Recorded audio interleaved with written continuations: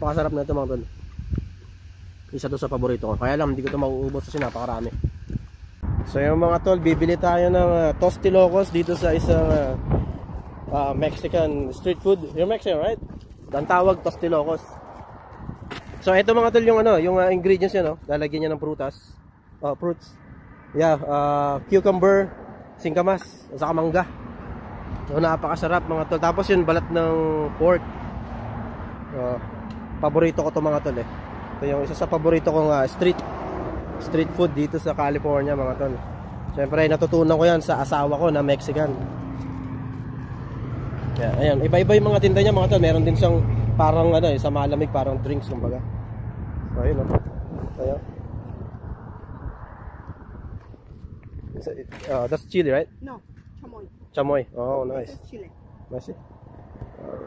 So mga tol, napakasarap niya. Solid yan mga tol. That's lemon, right? Oh. Nice. Ayun, napakasarap na ito mga tol. Siyempre susubukan din natin yung mango niya. How much is the mango? $5. Okay. So I'm gonna take this. So $10 and $5. Okay, $15. So yung mga tol, susubukan natin. Ayun yung project po to. You want tahin and limon? Yes. Just tahin. So yung tahin mga tol, yun yung paborito kong powder mga tol. Meron ako niyan eh. Pero anuhin na rin natin. Palagay na rin natin. So yung mga tol, babayaran muna natin yung ating in order. Okay. Mga tol, pupunta dapat ako sa Starbucks eh. Kaya lang nakita ko yung nagtitinda na Mexican. Bumili na ako kasi isa to sa paborito ko mga tol. At matagal ko nang hindi nakakain itong Tostilocos ang tawagin. So yun na nga mga tol. So ito na yung binili nating Mexican street food. Ito yung mangga, no? Sa atin sa Pilipinas, ang nilalagay natin ay kadalasan sa mangga bagong alamang or bagong isda. Pero ito dito sa mga Mexican street food mga tol, ang nilalagay nila tahin powder o kaya yung parang lemon juice, ini-spray nila ng lemon juice. Pero ako pinili ko, sabi ko tahin lang, tahin powder. Masarap din yung tahin mga tol. Ipapakita ko rin dito kung ano yung itsura ng tahin dito sa video na to. So siyempre, ito naman yung Tostilocos mga tol. Isa sa paborito kong Mexican street food. So before, ang una ko nakain na Tostilocos mga tol, nasa chips.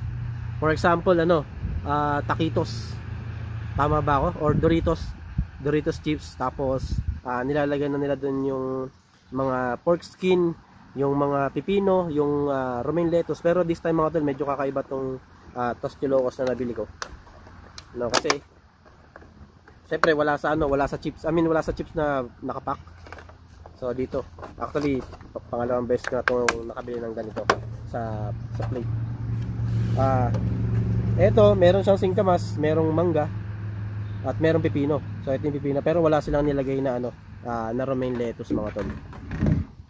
So ayan, nilagyan nila to ng tahin, nilagyan nila ng inisprayan niya ng lemon. Tapos nung isa nakalimutan ko yung pangalan mga tol, yung isa parang chili siya na chili na liquid. So ito mga tol, yung mangga. Napakasarap na ito mga tol. Isa to sa paborito ko. Kaya lang hindi ko ito mauubos kasi napakarami. Kung makikita nyo. Tapos ito naman yung pork skin mga tol. So para siyang nagmukha siyang isaw, pero pork skin to na in-slice. Tapos medyo parang may pagka-transparent na siya. Hindi ko na siguro binabad nila sa kung ano.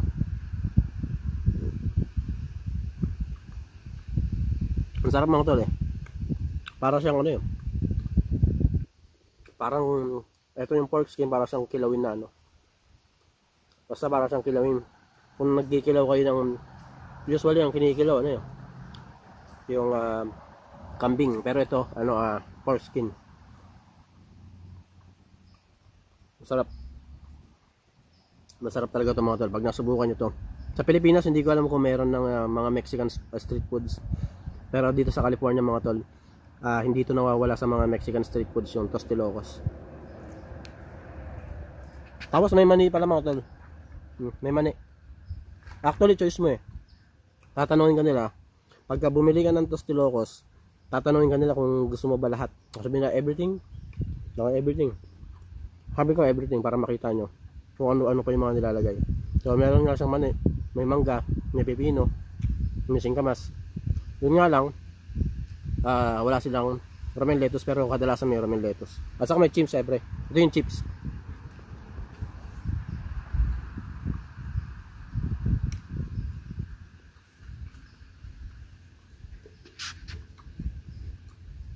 Solid to mga tol. Ito magandang negosyo sa Pilipinas. Gusto ko nga magkaroon ng negosyo sa Pilipinas, kunyari magkaroon ako ng budget. Isa sa iniisip ko negosyo mga tol, Mexican food. Kasi siyempre di ba yung asawa ko Mexican. Sa asawa ko to na natutunan eh. Nililigawan ko pa lang yung asawa ko noon way back 2019 mga tol. 2019 pa noon nakilala ko yung asawa ko eh. Sa kanya ko natutunan yung mga pagkain na Mexican food, siyempre. So ito nga, dahil natutunan ko sa asawa ko, yun, nagustuhan ko siya at na talagang naging paborito ko. Lalong-lalo na mga tol yung cactus, isa sa natutunan ko sa asawa ko yan. Naging paborito ko siya. Ang sarap.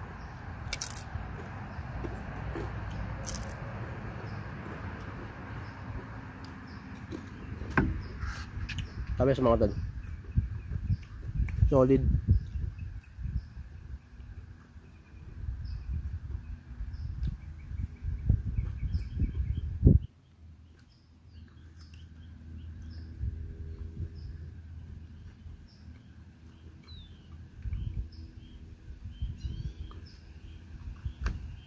Singkamas.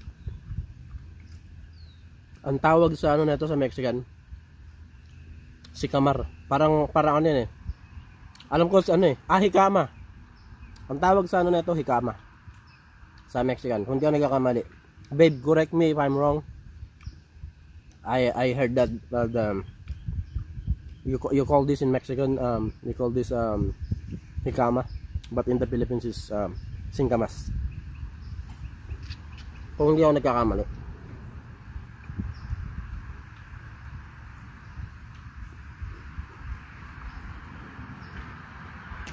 Siyempre itong mangga mga tol, subukan na natin.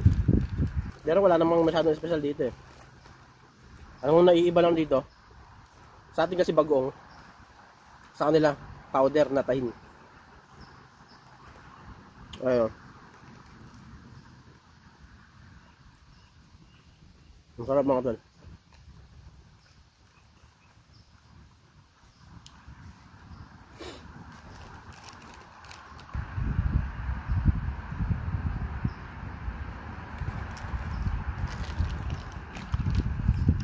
Wala lang akong drinks, nakalimutan kong bumili ng drinks mga tol. Actually pupunta talaga dapat ako sa Starbucks eh. Kaso nakita ko yung yung Mexicana na nagbebenta na ito. Naisip ko, bumili na rin ako. Ang siyempre, ipakita sa inyo at bigyan ko na review. Napakasarap na ito mga tol. Siyempre, hindi ko naman ito kakainin kung hindi masarap. At hindi ko ito magiging paborito. Ito, marami na makakain na ito eh. Pero, yun na, naparami yung bili ko. Siyempre, para maipakita ko rin sa inyo yung mga nilalaman.